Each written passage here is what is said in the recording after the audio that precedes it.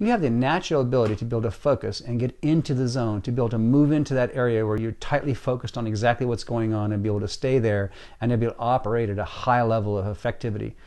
Often seen as the guru of your profession, somebody who understands more about what's going on than the next person. Your precision in communication leads to accurately convey your ideas. So you have the ability to be able to talk in a way that people really get it. You have a way with words and a way to be able to use words. You're usually quite intelligent and can grasp difficult concepts. So you're the kind of person who got a lot going on upstairs, and you can grasp concepts that kind of fail other people. They really may not get it. You often jovial and good-natured. You're a happy person, a lot of fun to be around when you're that happy. You're not overly demanding, easy and enjoyable to live with. So your mate has got somebody who's a pretty happy person and is easy to work with. And you act very quickly on things, and often even a good athlete. So your ability to be able to act quickly is good for you in a competitive situation when you're being in the athletic ventures. You understand how to support and enhance a relationship. So you see what's going on in a relationship, you measure it, and you make moves to make it better all the time. And then you see the value of principles, that they are not strictly logical. So you can see when things need to be changed because of a principle is being violated. You're an attractive and compelling personality and are well liked among your peers and among people that know you and meet you. So let's talk about your weaknesses. You may get stuck in a rut where things are comfortable for you, where you're able to move around in the area that you like. Don't be afraid to spread your wings, to stretch yourself out, to set goals that are a little beyond what you normally think. Just remember, if your goal is to get to Mars, you better set up some sub goals to the moon. So make sure you set large goals with intermediate goals that you can reach. It'll help you in identifying where you want to go. You reject anything that doesn't support experimental or experiential understanding of the world. So don't get so fixated on what it is you can see. You know, and not only you can't always just see things. It doesn't mean just because you can't see it's not true. There are other ways to arrive at logical conclusions about how things are and the way they are without being able to touch and see them. If something is not logical, you might reject it as unimportant. Just because something isn't logical doesn't mean it's not important. And you think about it. If you reject your mate's feelings, pretty soon they're going to be gone. And trust me, the logic of that situation comes out in pain and dollars. So just because you can't see it and touch it doesn't mean it isn't real, and it isn't something you should be paying very close attention to. You may become a little bit isolated from society. Don't allow that to happen. Don't allow yourself to become a recluse. Force yourself to get out and among people and to go into places where you're not necessarily comfortable. Force yourself to do that.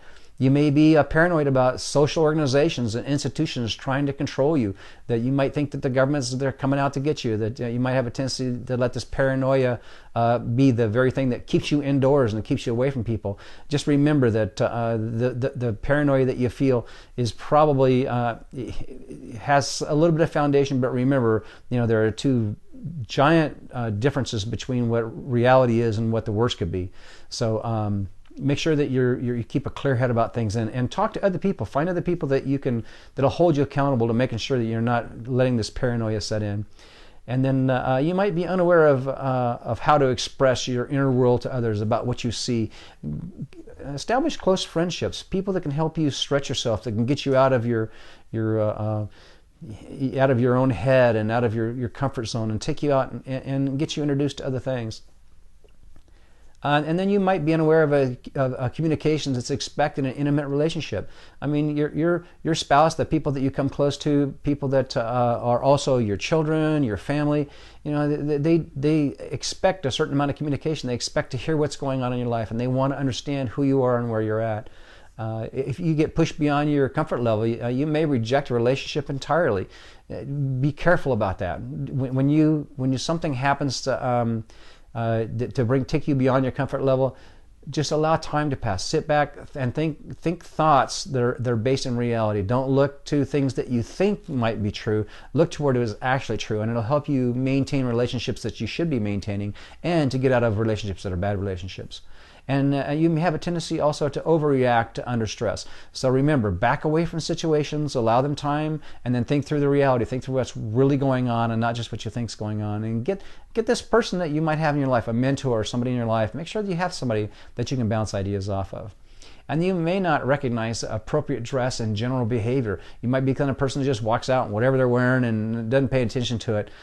Make sure that you watch the side of your life and you pay attention to what it is you should be wearing, to what your dress should be, to how your appearance is coming off to others. Okay, here's some action items. Don't falsely express love because you think you should or because you think it would be a good thing to do. Make sure that you're expressing love in an appropriate way and in a way that it should come off. And then don't express yourself to be a master of the touchy-feely game. You know, you're not a master of the touchy-feely game, and don't expect yourself to be.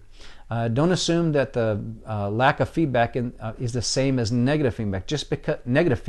Just because somebody doesn't say to something to you and give you feedback on something doesn't mean that they have a negative impression.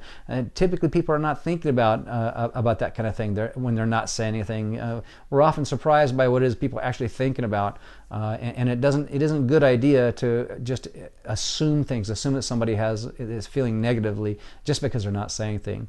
Realize that satisfying relationships start with the head and move to the heart. So when you see your relationship and it's not going where you want, remember that are you thinking about things? Are you talking about the things that relate to your relationship and relate to the positive things of a relationship? Because relating and talking about the positive things of a relationship are what make them move to the heart and give you and build the emotions that are required to have a solid, tight emotional relationship. And don't compare others to your own appearance. Don't look at the way somebody else looks and think, oh, that's the way I should look, or I don't want to look like that. You know, dress just where you're comfortable and things that suit you, because you'll have a tendency to want to do that. Realize your gift at mastering logical problems and situations. Take a look at that and realize you're very good at that, and you should utilize it to your own good. And then be aware that everyone has something to offer. You have something to offer, but other people around you have something to offer. But if you don't get out and get around people and spend time building relationships, you won't find what other people have to offer. You have the ability to be able to spot it and to be able to utilize it, but you have to get among people to be able to make that happen. And then understand that the way to grow is to get outside of your comfort zone. Move outside your comfort zone means going places that you're not comfortable with. It means reading information that you're not comfortable with. It means studying things. It means having conversations you're not comfortable with. And then remember, no one has control over your life, more control of your life than you. So don't be a victim. Don't look at life and think that people are always out to get you. And then don't distress over these dark, fearful expectations you have. Remember to base them in reality.